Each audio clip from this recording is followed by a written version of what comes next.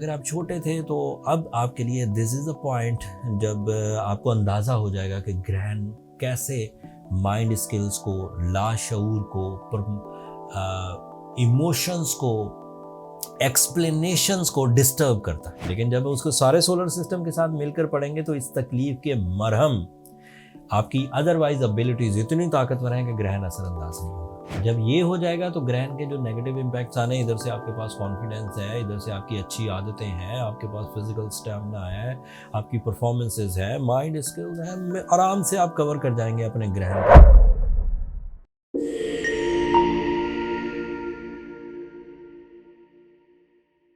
अस्सलाम वालेकुम साइटेरियंस, मैं हारिस अज़मी प्रोफेशनल एस्ट्रोलॉजर आपकी खिदमत में हाजिर हूँ इस हफ्ते की एस्ट्रोलॉजिकल रिसर्चेस के साथ।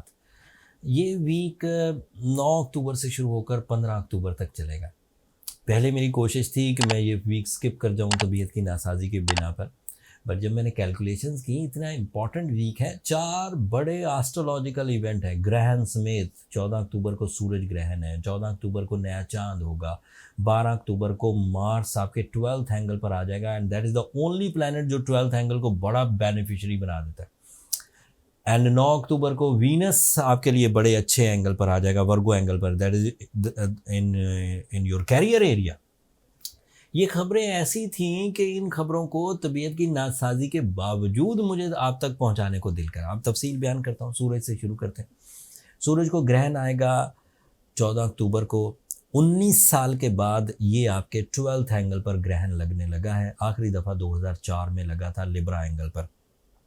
तो सॉरी, आपके यहाँ लिब्रा एंगल पर, आपके 11th एंगल पर 19 साल पहले लगा था। अगर आप एक सीनियर एज के साइटेरियंस हैं तो आपको अंदाज़ा ही होगा at that time practical life में क्या चेंजेस आई थी, इमोशनल क्या चेंजेस आई थी।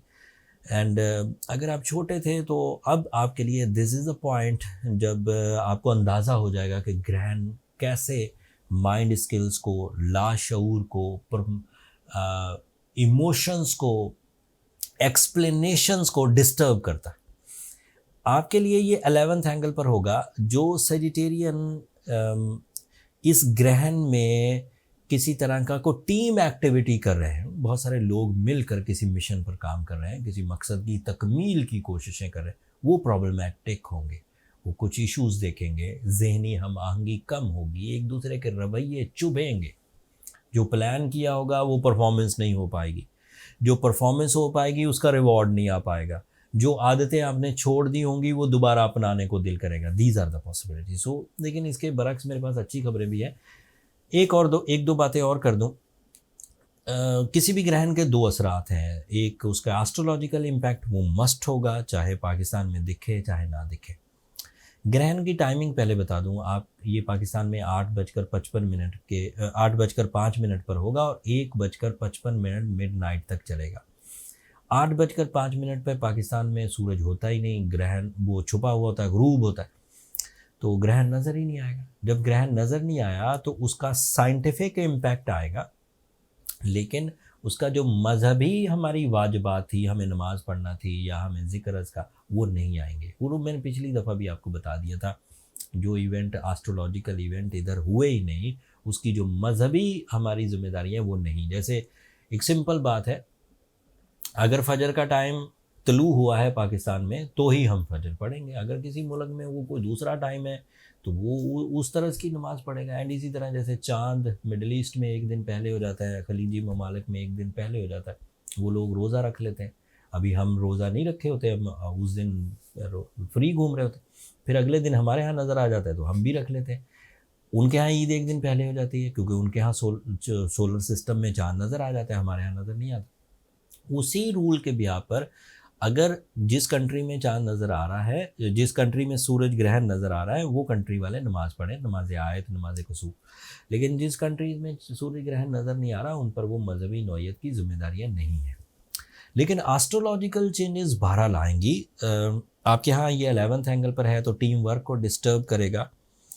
आपके यहाँ 11th एंगल पर है तो ये आपके 9th एंगल का भी रिप्रेजेंटेटिव है। तो आपकी एजुकेशनल एक्टिविटीज़, सैजिटेरियंस, आपकी लर्निंग स्किल्स, आपके रिलेशन विद द सीनियर्स, आपके फर्म बिलीव्स शेक हो सकते हैं। तो आपको इन सेक्टर्स का ध्यान रखना है। बट ये सब बातें मैंने सिर्फ तफसील के लिए बताई। अब इसके बिल्कुल बरक्स एक और बात बताता हूँ दैट इज़ सो पॉजिटिव। 2 साल के बाद मार्स आपके 12th एंगल पर आ गया है और वो 12th एंगल का ही रिप्रेजेंटेटिव है and that is friendly most for the Sagittarian to repair your negativities, to repair your confidence, आपकी फ़िक्रें ख़त्म करने के लिए, आपकी अपोजिशन ख़त्म करने के लिए, लोगों के नेगेटिव रवैये ख़त्म करने के लिए, आपकी खुद के अंदर की जो प्रॉब्लम्स हैं, जो सेंसिटिविटीज़ हैं, जो इरिटेशंस हैं, जो वीकनेसेस हैं, उन्हें रिपेयर करने के लिए 12 अक्टूबर को मार्स आपको सपोर्ट करना शुरू कर देगा। ये ग्रहण से 2 दिन पहले हो जाएगा। जब ये हो जाएगा तो ग्रहण के जो नेगेटिव इम्पैक्ट्स आने, इधर से आपके पास कॉन्फिडेंस है, इधर से आपकी अच्छी आदतें हैं, आपके पास फिजिकल स्टैमिना है, आपकी परफॉर्मेंसेस है, माइंड स्किल्स हैं, आराम से आप कवर कर जाएंगे अपने ग्रहण के असरात को। ग्रहण वाले दिन नया चांद भी होना है, देखें कुदरती बात। एंड वो नया चांद भी कमज़ोर पड़ेगा, मरकरी भी आपके 12th एंगल पर वो भी कमज़ोर पड़ेगा, लेकिन ये चीज़ें बहरहाल मार्स के एवज रिकवर हो जाएंगी। मार्स आपको एक और फ़ायदा देगा। Mars is representative of your 5th angle. जब भी कभी अच्छा हो, डील मेकिंग बढ़ जाती है। एक तरफ से आपको इंडिविजुअल टाइप के फ़ायदे दिए, आपका कॉन्फिडेंस अच्छा कर दिया, लीडरशिप क्वालिटी, बुरी आदतों का खात्मा, ख्वाबों का सच होना, अपोजिशन के रवैये कम होना, पब्लिक डीलिंग अच्छी।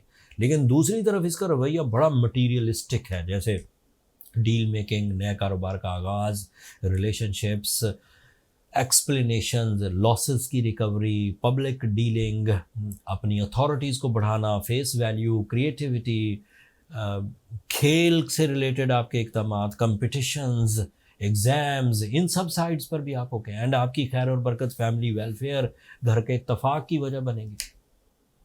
इतने फ़ायदे हैं उसे एक प्लैनेट की वजह से। ग्रहण तक को उसने बीट कर दिया, कर देगा मतलब। फिर एक दूसरा इवेंट है कि वीनस आपके लिए आपके 10th एंगल पर आ जाएगा। That is ideal for your peace of mind. This is another positivity. ये 9 तारीख को आ जाएगी, ग्रहण 14 को होगा। 9 से पॉजिटिविटी शुरू हुई, 12 को मैक्सिमम हुई, 14 को थोड़ी डिक्रीज भी हो गई तो कोई प्रॉब्लम नहीं करेगी। 14 अक्टूबर को इस वीनस के 10th एंगल पर आने से आपके लिए हेल्थ स्टेबिलिटी, आपके लिए लव लाइफ, आपके लिए इमोशनल सेटिस्फैक्शंस, आपके लिए प्रपोजल्स, मंगनी, आपके लिए नाराज़गियों का खात्मा, पहनना ओढ़ना अच्छा लगना, खाना पीना अच्छा लगना, दीज आर ऑल पॉसिबल। मज़े करें ज़िंदगी के। ग्रहण के असरात मैंने तफसील बयान कर दी क्योंकि वो उस तरह की चीज़ें देता है, लेकिन उसके साथ अदरवाइज भी प्लैनेट्स हैं, वो सारे ख़त्म नहीं हो गए। अगर अकेला ग्रहण को पढ़ेंगे तो तकलीफ़ होगी। जब कोई ग्रहण की वीडियो बनाएगा तो तकलीफ़ दे बातें करेगा, लेकिन जब उसको सारे सोलर सिस्टम के साथ मिलकर पढ़ेंगे तो इस तकलीफ़ के मरहम आपकी अदरवाइज एबिलिटीज़ इतनी ताकतवर हैं कि ग्रहण असरअंदाज नहीं होगा। मान लें फिर भी कोई 20-25% ऐसे सैजिटेरियन हो जो रेट्रोग्रेशन ऑफ जुपिटर की जद में हो, योर रूलिंग प्लैनेट, जो रेट्रोग्रेशन ऑफ सैटर्न की जद में हो, या मान लें वो भी ग्रहण की जद में आ जाते हैं, उन्हें ओपल पहनना चाहिए, उन्हें ब्लू सफ़ायर पहनना चाहिए, उन्हें रूबी पहनना चाहिए, उन्हें सूरह शम्स पढ़नी चाहिए 5 times in a day. That is ideal remedy for the average solutions. अगर आप 25 से 40 साल के दरमियान है, 40 साल के ऊपर हो तो 11 कैरेट पहनिए। वो अक्सर सवाल करते हुए 40 साल से ऊपर हो तो वो भी नीचे कमेंट्स में आए होते सवाल। 25 से 40 साल इज़ अ प्रैक्टिकल लेवल। अगर इसमें हो तो 8 से 10 कैरेट इनफ रहता है अगर असली हो तो। एंड असली के लिए हम एम्फेसाइज भी कर रहे हैं भाई, क्योंकि ब्लेम हम पर आ जाता है कि पब्लिकली तो हम प्रिस्क्राइब कर रहे हैं। स्टोन जाके ले लेते हैं synthetic, glass finished, colour enhanced. अब उन स्टोन से ब्यूटी या फैशन या स्टेटस सिंबल के तौर पर तो आप काम ले सकते हैं, हीलिंग के काम नहीं आते वो। अगर आप स्टोन आइडेंटिफिकेशन का एक्सपीरियंस रखते हैं तो देखभाल कर ले। अगर आपके पास स्टोन आइडेंटिफिकेशन एक्सपीरियंस बिल्कुल नहीं है तो फिर आप डिपेंड करें astrogemofficial.com पर। वो आपके लिए टीम हायर की हुई है।